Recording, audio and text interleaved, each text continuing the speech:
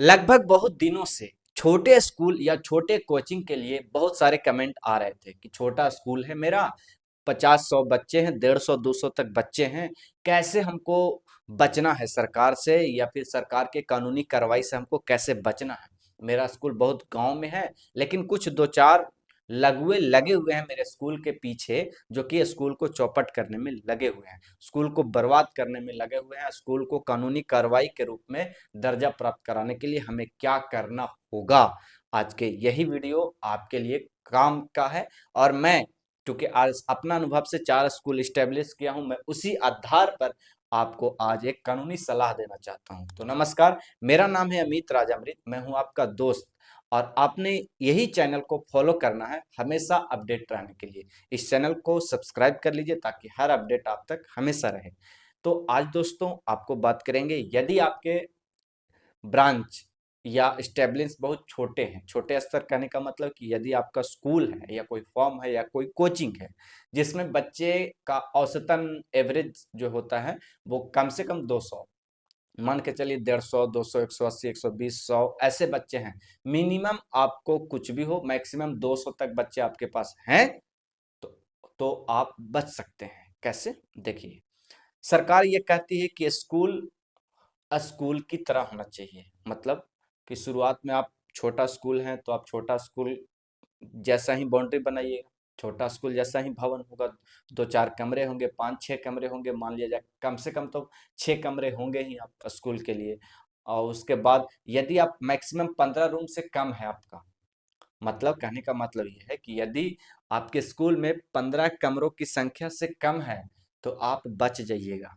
यदि 15 संख्या ज्यादा है, यानी 15 कमरों की संख्या से यदि आपका स्कूल या कोचिंग ज्यादा है तो आप बच नहीं सकते। यदि आपके स्कूल या कोचिंग में बच्चों की आने वाली संख्या 200 से अधिक है, फिर भी आप नहीं बच सकते। यानी 200 तक अगर आपके बच्चे हैं तो आज के ये नियम आपके लिए फायदेमंद है। पहला क्या कहता है सर?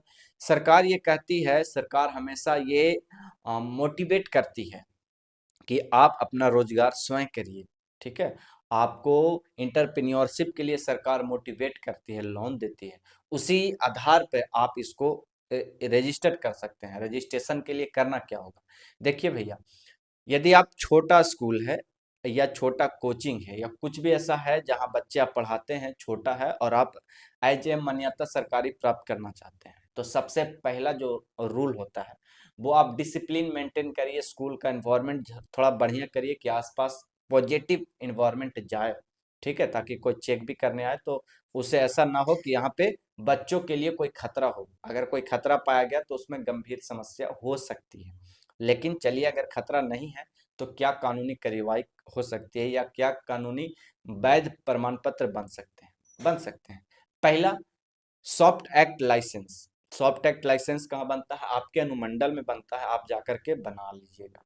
उसमें कर्मचारियों की संख्या, फुल डिटेल्स स्कूल का सब कुछ दे दीजिएगा, सॉफ्ट एक्ट लाइसेंस बन जाता है।